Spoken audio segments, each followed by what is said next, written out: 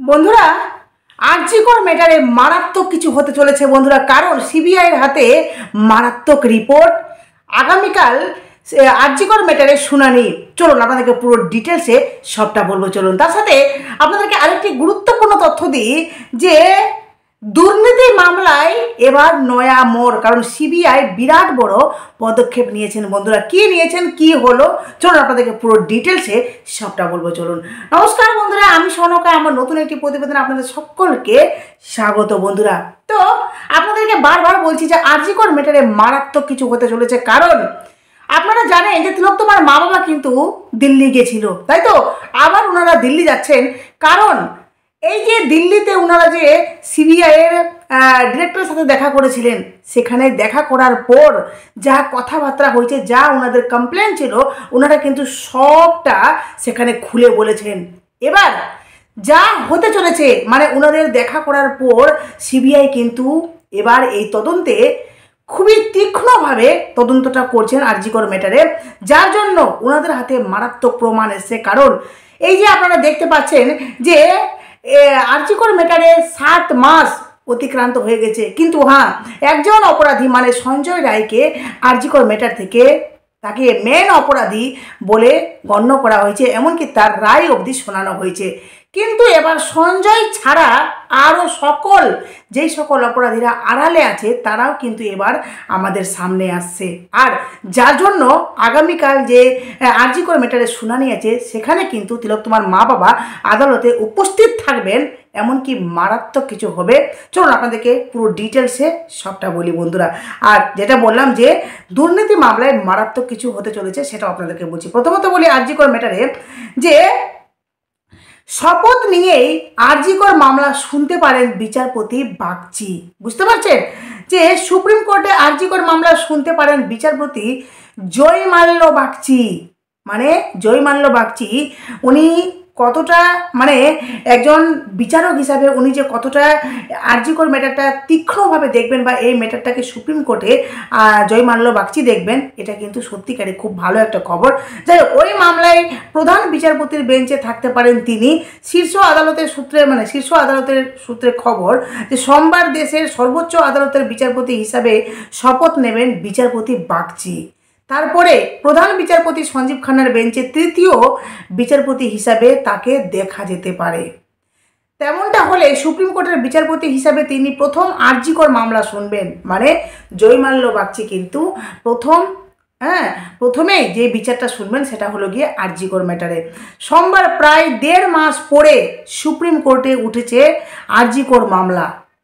প্রায় 1.5 মাস পর আরজিকর মামলা আবার নতুন করে উঠেছে। বেলা 11:30 নাগাদ ওই মামলার শুনানি শুরু হওয়ার কথা।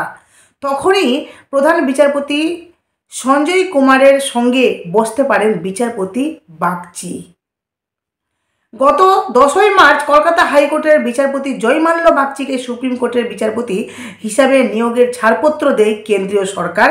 তার আগে শীর্ষ আদালতের কলেজিয়াম তাকে বিচারপতি হিসাবে মনোনীত করেছিল। ছুটির জন্য সুপ্রিম কোর্ট বন্ধ থাকায় বিচারপতি বাগচির শপথ গ্রহণ হয়নি।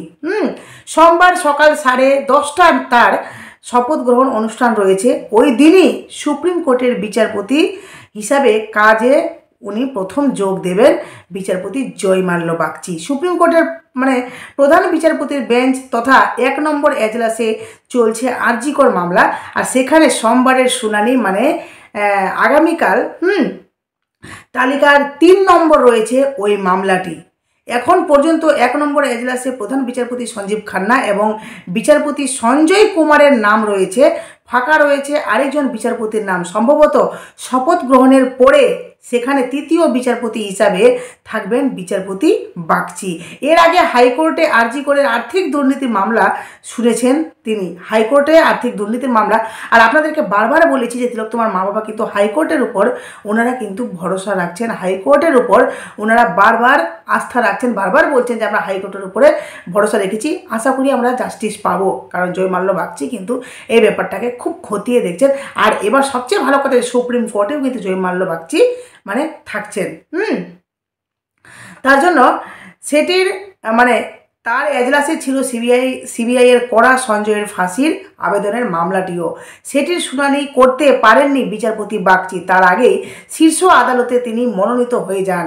এখন সুপ্রিম কোর্টে এই মামলা উঠতে পারে তার কাছে। আরজি কর ছাড়াও পশ্চিমবঙ্গের আরও কয়েকটি মামলা প্রধান বিচারপতির এজলাসের শুনানির তালিকায় রয়েছে, সেগুলি শুনতে পারেন বিচারপতি বাগচি। আরজি কর কাণ্ডে তরুণী চিকিৎসক খুন ও ধর্ষণের ঘটনায় সিবিআই তদন্তে অখুশি তিলোত্তমার মা বাবা। তাদের বক্তব্য, অনেক রহস্যের উদ্ঘাটন এখনও অবধি হয়নি, বাকি আছে। আর সিবিআই তদন্তে অনেকটা গাফিলতি করেছে। পুনরায় সেই বিষয়গুলিকে তদন্ত করে দেখুক ওই কেন্দ্রীয় তদন্তকারী সংস্থা মানে সিবিআই। সেই মর্মে পরিবার কলকাতা হাইকোর্টে মামলা দায়ের করেন। সুপ্রিম কোর্টে মামলা বিচারাধীন থাকায় হাইকোর্ট মামলা শুনতে রাজি হয়নি। এমন অবস্থায় নির্যাতিতার বাবা মা সুপ্রিম কোর্টের দ্বারস্থ হয়েছিলেন। জানুয়ারি মাসের 29 তারিখ ওই মামলার শুনানির প্রধান বিচারপতি জাস্টিস খান্না জানতে চেয়েছিলেন পরিবার কোন আদালতে মামলা রাখতে চায়। তিলোত্তমার মা বাবাকে জিজ্ঞেস করা হয়েছিল যে পরিবার কোন আদালতে মামলাটি রাখতে চায়। তারা জানায় সিবিআই তদন্তের ত্রুটির বিষয়টির বিচার হাইকোর্টে হোক। অন্যদিকে আরজি কর খুন ও ধর্ষণের ঘটনায় ধৃত সিভিক ভলেন্টিয়ার সঞ্জয় রায়কে দোষী সাব্যস্ত করেছেন শিয়ালদহ আদালত। তাকে আজীবন কারাবাসের নির্দেশ দিয়েছে আদালত। ওই নির্দেশকে চ্যালেঞ্জ করে সঞ্জয়ের ফাঁসি চেয়ে হাইকোর্টে আবেদন করেছে সিবিআই। অন্যদিকে সিবিআইয়ের আবেদনের পরিপ্রেক্ষিতে সঞ্জয়ের ফাঁসির পক্ষে নয় বলে নির্যাতিতার পরিবার আদালতে জানিয়েছেন। এই অবস্থায় সোমবার আগামীকাল সুপ্রিম কোর্টে মামলাটি উঠছে। শীর্ষ আদালত কি জানায় সেদিকে এবার কিন্তু আমাদের নজর থাকবে।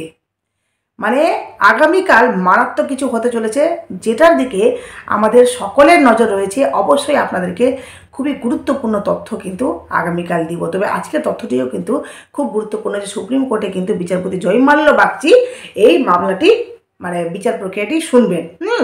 আর সবচেয়ে বড় কথা হলো তিলোত্তমার মা বাবা এবার কিন্তু বিশ্বাস করছেন ওনারা যে তদন্তে নতুন মোড় ঘুরতে চলেছে, আরজি কর ম্যাটারে নতুন মোড় ঘুরতে চলেছে। কারণ ওনারা যে সিবিআই ডিরেক্টরের সাথে কথা বলেছেন, সেখানে বলার পর তদন্ত এবার খুব ভালো করে হচ্ছে। আর নতুন অপরাধীর নাম আমরা কিন্তু এবার আদালতের মাধ্যমেই শুনতে পাবো। যাই হোক, কী হচ্ছে সবটাই আপনাদেরকে ডিটেলসে বলবো।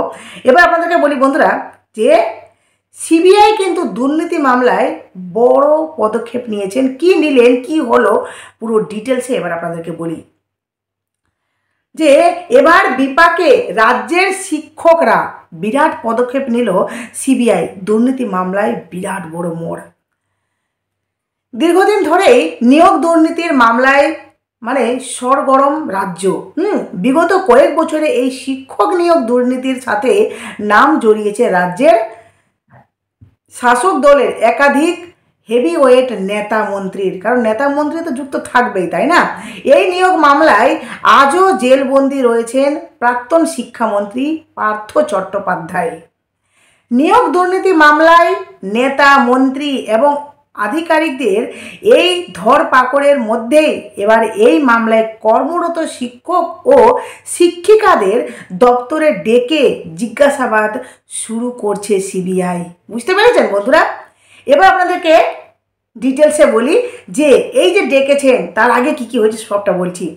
যে চলতি মাসের শুরু দিকেই এই নিয়োগ মামলার তদন্তকারী অফিসাররা 160 জনকে 160 জন শিক্ষক শিক্ষিকার একটি তালিকা একটি লিস্ট তৈরি করা হয়, প্রাথমিক শিক্ষা পর্ষদে পাঠিয়ে জিজ্ঞাসাবাদের জন্য হাজির হওয়ার নির্দেশ দিয়েছিলেন। বুঝতে পারছেন? একটি লিস্ট তৈরি করা হয়, সেই লিস্টের নাম অনুযায়ী এবার কিন্তু জিজ্ঞাসাবাদের জন্য হাজির দেওয়ার নির্দেশ দিয়েছিলেন। জানা যাচ্ছে ওই তালিকায় থাকা প্রায় 40 জনকে ইতিমধ্যে জিজ্ঞাসাবাদ করা হয়ে গেছে। ওই তালিকার মধ্যে প্রায় 40 জনকে জিজ্ঞাসাবাদ অবধি হয়ে গেছে। তালিকায় থাকা বাকি শিক্ষকদের আগামীকাল অর্থাৎ সোমবার থেকে জিজ্ঞাসাবাদ করা আবার কিন্তু শুরু হচ্ছে। জানা যাচ্ছে চলতি মাসের মধ্যেই অর্থাৎ আগামী 28শে মার্চের মধ্যে শিক্ষক শিক্ষিকাদের জিজ্ঞাসাবাদ পর্ব শেষ করার লক্ষ্য স্থির করেছেন তদন্তকারী সংস্থারা। মানে 24শে মার্চের মধ্যে শিক্ষক শিক্ষিকার জিজ্ঞাসাবাদের পর্ব কিন্তু শেষ করার একটা মানে সিদ্ধান্ত ওনারা নিয়ে নিয়েছেন। এমনকি যে অভিযোগ প্রাথমিক শিক্ষক নিয়োগের দুর্নীতি যোগ্যতামান মানে যাদের যোগ্য আছে তারা, কথাগুলো রিপিট হয়ে যাচ্ছে, তো যোগ্যতা মানে নির্ধারণের পরীক্ষা থেকে শুরু হয়েছিল।